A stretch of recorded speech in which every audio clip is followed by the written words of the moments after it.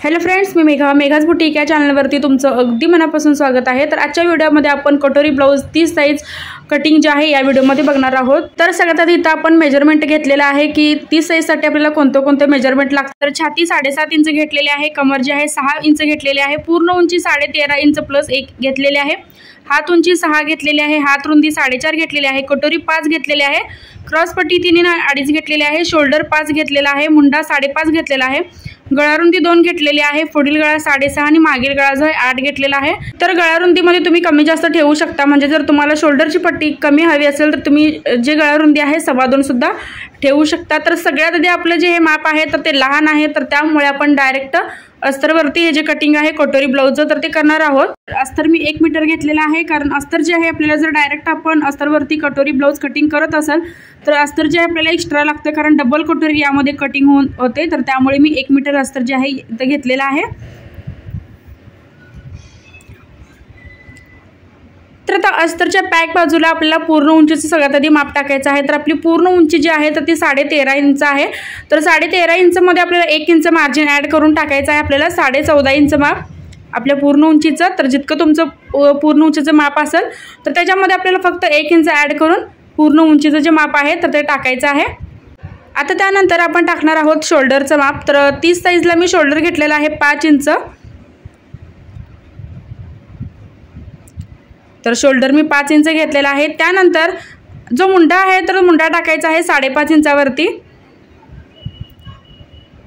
तर सगळ्यात आधी आपण हा सिंगल पार्ट कट करत आहोत, म्हणजे बॅक पार्ट जो आहे या सगळ्यात आधी आपण इथं कट करायचा आहे।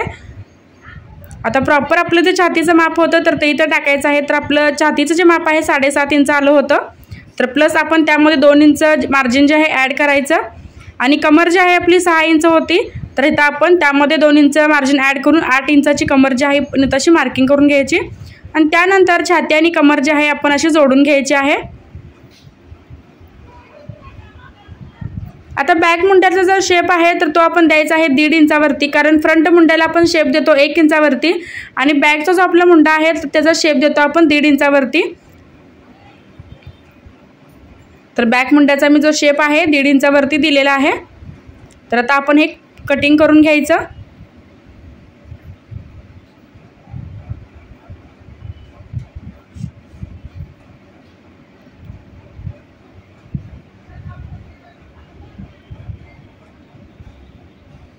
तर बॅक पार्ट आपण पूर्ण इथं कटिंग करून घेतलेला आहे। आता अस्तरच्या बरोबर दुसऱ्या साईडला आपण बॅक पार्ट ठेवायचा आहे। तर अशा पद्धतीने आपण बॅक पार्ट जो आहे तो ठेवलेला आहे।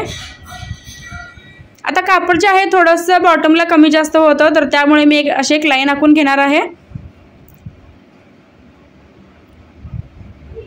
त्याच्यावरती आपण 1 इंच मार्जिन सोडायचं आहे, कारण क्रॉस पट्टीला आपण ज्यावेळी फ्रंट पार्ट जोडतो तर क्रॉस पट्टीला आपल्याला सेपरेट अर्धा पाऊण इंच एक्स्ट्रा वाढवावं लागतं। तर त्यामुळे इथं 1 इंच मी सोडलेला आहे, आणि 1 इंच सोडून मग आपला जो बॅक पार्ट आहे तर तो इथं असा ठेवून घ्यायचा आहे। तर खाली मी 1 इंच सोडून मग आपला जो बॅक पार्ट आहे तर तो ठेवलेला आहे। आता सगळ्यात आधी आहे तसं असं मार्किंग करून घ्यायचं आहे दुसऱ्या पार्टवरती।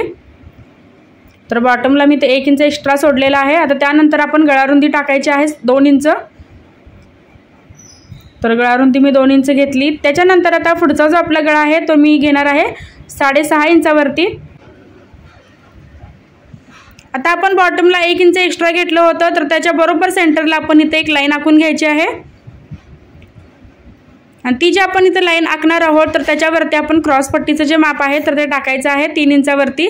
तर क्रॉस पट्टी जी आहे तर मी ती 3 आणि 2.5 इंच घेतलेली आहे, म्हणजे फिटिंगच्या साईडला 2.5 आणि आपल्या गळ्याच्या साईडला 3 इंच घेतलेले आहे। त्याच्यानंतर थोडासा इथं कर्व शेप सुद्धा दिलेला आहे। आता आपला फ्रंटचा जो मुंडा आहे तर तो अर्धा पाऊण इंच आपण असा खाली घ्यायचा आहे, आणि फ्रंट मुंड्याला जो आहे असा दाखवल्याप्रमाणे शेप द्यायचा आहे। आता कटोरी आपण 5 इंचावरती इथं टाकायची आहे, आणि त्याच मार्किंगवरती आपण एक स्ट्रेट लाईन आखून घ्यायची। गळ्याच्या साईडला खालून वरती आपण 1 इंच घेऊन एक स्ट्रेट लाईन आणि एक क्रॉसमध्ये लाईन आपण अशी आखून दाखवल्याप्रमाणे कटोरीला अगदी सिंपल असा आकार द्यायचा आहे। तर हा बघा प्रॉपर आपला आकार निघतो। त्याच्यानंतर मी गळाचा जो शेप आहे फ्रंटचा थोडासा बाहेरून घेतलेला आहे। जर तुम्हाला पसरट गळे पुढच्या साईडला घालायला आवडत असतील तर तुम्ही थोडासा जो शेप आहे पुढच्या गळ्याचा बाहेरून द्यायचा आहे। तर आपला फ्रंट पार्ट जो आहे असा कटिंग झालेला आहे। तर मी क्रॉस पट्टी इथं कट केलेली आहे, त्याच्यानंतर पुढचा गळा आणि त्यानंतर मग आपली कटोरी इथं कटिंग करायची आहे।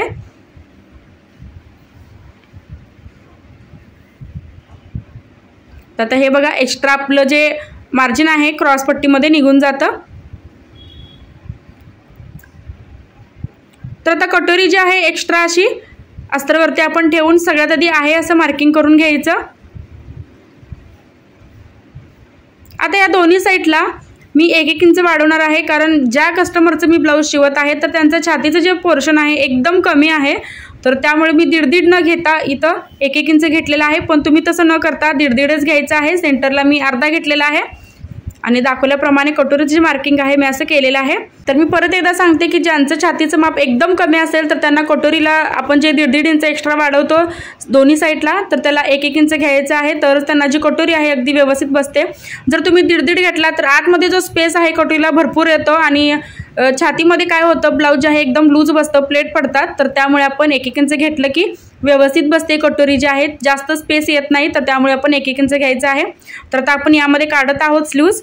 तर स्लीव्ज काढण्याची जी पद्धत आहे तर ती सुद्धा माझी एकदम सोपी पद्धत आहे। तर तुम्हाला ही स्लीव्ज माझ्या चॅनलवरती 26 तर एकदम मी स्लीव्जवरती व्हिडिओ जे आहेत बनवलेले आहेत, अगदी 28 ते 44 43 पर्यंत तुम्ही एकदम परफेक्ट स्लीव्ज कशी काढायची ते सुद्धा अंदाजे न घेता शेप परफेक्ट माप देऊन आपण शेप कसा काढायचा तर ते मी सांगितलेलं आहे। सो व्हिडिओ जो आहे जर तुम्हाला स्लीव्ज काढायला काही प्रॉब्लेम होत असतील तर ते व्हिडिओ जे आहेत तुम्ही माझे नक्की बघा। तर हे बघा मी अशा पद्धतीने जे स्लीव्ज आहे तर ते मी काढत असते। तर कोणी कोणी अंदाजे याला शेप देतात, पण अंदाजे शेप दिल्यामुळे स्लीवचा जो शेप आहे एकदम बिघडतो आणि कुठेतरी काकेत फुगा किंवा मागे फुगा येण्याची शक्यता असते, तर त्यामुळे पूर्ण मेजरमेंट सहित आपण इथं स्लीव जी आहे तर ती काढत असतो। तर आता आपलं पूर्ण जे कटिंग आहे तर ते असं मी करून तुम्हाला दाखवलेलं आहे अस्तरवरती। तर आता हे जे कटिंग आहे आपल्याला मेन कापडावरती ठेवून असंच कटिंग करायचं आहे। तर हा माझा पीस आहे आणि याच्यावरती हे जे पार्ट आहेत तर ते ठेवून मी कट केलेले आहे। तर व्हिडिओ शेवटपर्यंत बघितल्याबद्दल धन्यवाद।